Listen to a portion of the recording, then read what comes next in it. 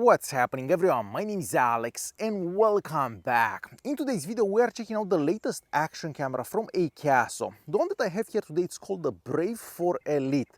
And this camera is not available quite yet, so I'm not sure what price this camera will have when it becomes available. However, when it does become available, I will have some links in the video's description. So this action camera can record at the maximum resolution of 4K at 60 frames per second, and at that resolution we also get video stabilization. With a lot of Akaso cameras that I've seen in the past, there is no video stabilization for 4K at 60 frames per second recordings. But yes, with this one we do get that video stabilization, and that is very important. Now, this is also the first Akaso camera that doesn't take an SD card. So this camera has a built-in 64 gig memory, so you cannot install an SD card. On one side that's good, on one side, well, you're gonna be stuck to 64 gigs of internal storage. This is also the first action camera from Akaso that doesn't have a removable battery. So the battery is built in, so you're not going to be able to replace that. You cannot have the second one, so you just have to charge the camera, and that's about it. So yes, this Akaso camera is a bit different than all the other Akaso action cameras that I've seen in the past. Alright, so we're going to split this video into 3 or 4 sections. I'm going to say the first section will have to do the video stabilization. So I'm going to show you some sample recordings so you can figure out how good or how bad the video stabilization on this action camera is. The second section of this video will have to do the internal microphone. So I'm going to show you how the internal microphone records sound basically. I don't believe that we can install an external microphone on this action camera. So with this one we don't get a USB-C port, we don't get a mini USB port, nothing. So we only have this port right here, and the camera actually comes with a cable that you're gonna have to use every time you wanna charge the camera or whenever you wanna download the footage from the camera to your computer. You can also install the Akaso Go app and you can download the footage to your phone that way, just in case you're wondering. Alright, the third section of the video will have to do the video quality, so I'm going to show you different resolutions in different settings so you can see how good the video quality from this action camera is. And lastly, the fourth section will have to do with what comes in the box, and of course we'll take a closer look at the camera. So let's start by checking out some sample recordings so we can figure out how good the video stabilization on the Akaso Brave 4 Elite is. Alright, so this is the first video stabilization test. For this test I'm recording in 4K at 30 frames per second, and as you can see for yourself, I am walking. We're gonna start running. We'll stop and we'll walk again, just so you can see how the video stabilization works under different situations, of course under different circumstances. So yeah, 4K 30 video stabilization on. Okay, and we are moving on to our next test for video stabilization. For this recording I'm doing 4K at 60 frames per second, and of course we have the video stabilization enabled. Right now I'm walking. I'm also trying to keep the camera as steady as possible. We're gonna start running for a bit. We'll turn right somewhere around here and we'll spin around and we'll go backwards. So yeah, this is how recording in 4K at 60 frames per second would look like if you have the video stabilization enabled. So the video stabilization is available at 4K 60, 4K 30, 2.7K, we have 1080p at 60, 1080p at 30, and everything below that. And I also have a 1080p at 30 frames per second recording, so you can have video stabilization for 1080p at 60, 1080p at 30, but you're not gonna have video stabilization for 1080p at 120 frames per second. So let's run for a bit. We'll turn right, we'll go this way, and we're gonna stop here. So 1080p at 30 frames per second on the Akaso Brave 4 Elite, and of course we have the video stabilization on. Okay, so next on our list for video stabilization I am riding the bicycle. We are recording in 4K at 30 frames per second, and we'll see how the camera does if you are moving left right with the bicycle. So we'll go right, we'll go left once again, right once again, and left once again. So yeah, 4K at 30 frames per second, and of course we have the video stabilization enabled for this test. So what do you guys think about the video stabilization that we get from the Akaso Brave 4 Elite? Is it good enough, or are you expecting better? Should I make a video comparing this camera to a GoPro 10 or a GoPro 11? Definitely leave a comment down below and let me know your thoughts about the video stabilization that we get from this action camera. Alright, next we're gonna move on to our next section, which has to do with the internal microphone. So I'm going to show you a couple of recordings in different settings just so you can see how the internal microphone on this camera will pick up sound. So let's check out those two recordings. Okay, so for our first microphone test, as you can see for yourself, I am outside. Currently it isn't windy, so the only thing you should hear is my voice. We have a couple of birds here and there, but overall it's pretty quiet. So this is how the internal microphone on the Akaso Brave 4 Elite would capture sound under these conditions. I am currently recording in 4K at 30 frames per second. Next I'm going to talk behind the camera so you can see how the microphone captures sound if you're talking behind the camera. Alright, and we're moving on to our next test for the internal microphone. Now for this test you're probably going to hear the traffic aside from my voice. It is slightly windy, so you may hear some wind aside from my voice as well. Currently it's pretty quiet, there are no cars passing by, so now you should only be able to hear my voice. So this is how the internal microphone on the Akaso Brave 4 Elite would capture sound if you're talking behind the camera. I also have the camera about half a meter in front of me. So 4K at 30 frames per second. So what do you think? Is the internal microphone on this camera good enough, considering that you're not going to be able to use an external microphone with it? So you're basically going to be stuck with that internal microphone that we have in it. Is that good enough? Do you think it should have been better? Definitely leave a comment and let me know your thoughts. Alright, next we're gonna move on to our next section of this video. So in this section I'm gonna show you different recordings at different resolutions and of course in different settings, just so you can see how good the video quality from this camera is. Now for the nighttime recording that I'm gonna show you, which will be towards the end of that, I'm gonna show you a small recording without these two LED lights here on, and one other recording that has these LEDs on, just so you're aware, and I'll have that written down on the screen. Alright, so let's check out those recordings and I will be right back. Okay, and we're moving on to a quick recording done in 4K at 30 frames per second. Here we have a combination of sunshine and of course shade.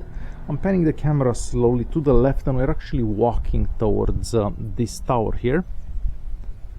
I'm gonna walk this way and we're gonna spin around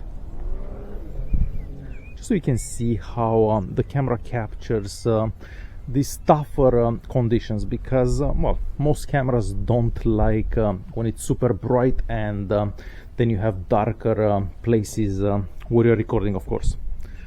So yeah, 4K at 30 frames per second. Alright, and we're moving on to another quick 4K at 60 frames per second recording. I'm basically standing still and I am spinning around the camera, trying to hold it as steady as possible, of course. But let's walk a bit this way. So here we have a few more buildings, but we do have the same combination of sunshine and shade. So 4K at 60 frames per second on the Akaso Brave 4 Elite. Okay, and we are moving on to our next recording. For this recording I've switched the resolution to 1080p at 60 frames per second. We are gonna pan right slowly and back left. Wanna walk this way. I guess we can walk this way. So this is how recording in 1080p at 60 frames per second would look from this action camera. Okay, we are moving on to our next recording. So I'm doing 4K at 30 frames per second now, and I'm curious to see how the camera does if you're coming from like a sunny place and you go somewhere with a lot of shade. So here, for example, because it is darker here coin comparison. I actually see a fish or two fish or three fish. That's crazy. So if I turn the camera this way, so you see I'm in the shade here, but it is quite sunny around here. So yeah, 4K at 30 frames per second on the Akaso Brave 4 Elite. I also want to show you how a 1080p at 120 frames per second recording would look like. Keep in mind that at this resolution we don't get video stabilization. So if you're walking, if you're riding the bicycle as I am right now, your footage will probably look a bit shaky. So yeah, this is how recording in 1080p at 120 frames per second would look like from this camera. Okay, and we're moving on to one of our last daytime recordings. For this recording I've switched the resolution to 1080p at 30 frames per second, and once again we do have the video stabilization enabled at this resolution. I'm gonna stop here, we'll pan left and back right. So yeah, this is how recording would look like if you're recording in 1080p at 30 frames per second. Alright, so we have a quick recording in low light. I'm currently doing 4K at 30 frames per second and I cannot see anything on the screen here. And it's not actually that dark where I'm filming here. So yeah, this camera is definitely not gonna do that great in low light. Let's turn on that LED that we have, well, the two LEDs that we have on the front, and see how that looks. Okay, and we are moving on to our second recording. For this recording I did turn on those two LEDs on the front of the camera.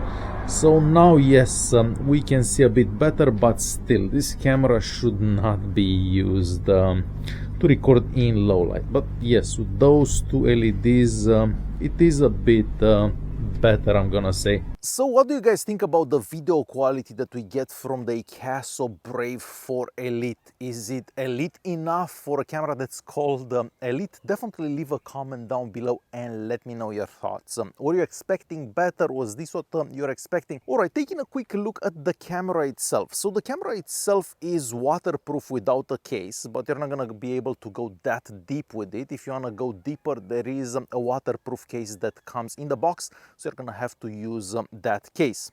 On the front of the camera here we have a little screen, and of course we have another screen on the back of the camera. Now the problem is you cannot have both screens on at the same time, so you can either have the back screen on or the front screen on. The front screen is not a touch screen, only the one on the back is a touch screen. Now for the screen brightness, I feel that it is pretty good for an Akaso camera. Most Akaso cameras don't have the brightest screen out there, but this one seems to be pretty decent, and I can even see it in direct sunlight. So it is pretty bright out there, as you can see for yourself. So the top here we have a couple of buttons. On the left hand side here we have that port for that magnetic cable that I mentioned earlier. So if you want to charge the camera, you're gonna have to use that magnetic cable. If you want to download the footage, you're gonna have to use that. At the top of that, or just above that, we have the holes probably for the speaker. On the other side of the camera we have the power button, and at the bottom of the camera we have a 1/4 inch screw hole. So yes, you could mount the camera on a tripod. On the front here we also have the lens and the two LEDs that I mentioned earlier, and yes, these two LEDs do get quite bright. Of course, using the camera is also pretty simple because, as I mentioned earlier, that back screen is a touch screen, so you can change everything from that touch screen. But if you don't want to use the touch screen, you can change modes and of course start and stop recordings from these buttons that we have at the top here. Or if you do have the Akaso Go app installed on your phone, you can control the camera from your phone, you can change settings, and of course you can see a live view of whatever the camera sees right on your smartphone.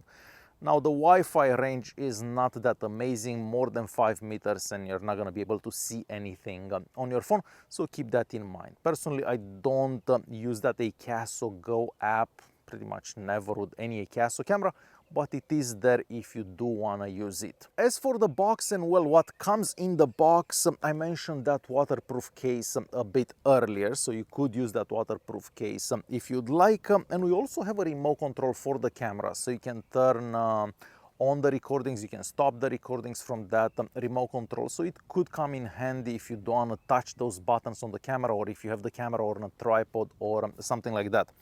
Aside from that, of course, you're gonna get a very small user manual. You actually have to scan a QR code to see the full user manual. And aside from that, you're gonna find a bunch of mounts, a bunch of stickers, so there is potential to mount this camera pretty much anywhere. I feel that this one actually gets more accessories in the box than any other Akaso camera that I got to try up until now. So there you have it. This is the latest action camera from Akaso. Let me just find it in the backpack here. So the Akaso Brave for Elite. What do you think about this camera? Is it worth buying a camera like this? Should you spend extra money and buy yourself a GoPro? What are your thoughts about this camera that we got from Akaso this year? Definitely leave a comment and let me know. Also, if you want to see a camera comparison between this and the GoPro 10 or GoPro 11 or maybe the DJI Osmo Mobile, leave a comment, and if there are enough comments, I will definitely make that comparison video as well. Alright guys, thanks for watching, and I'll see you in the next one.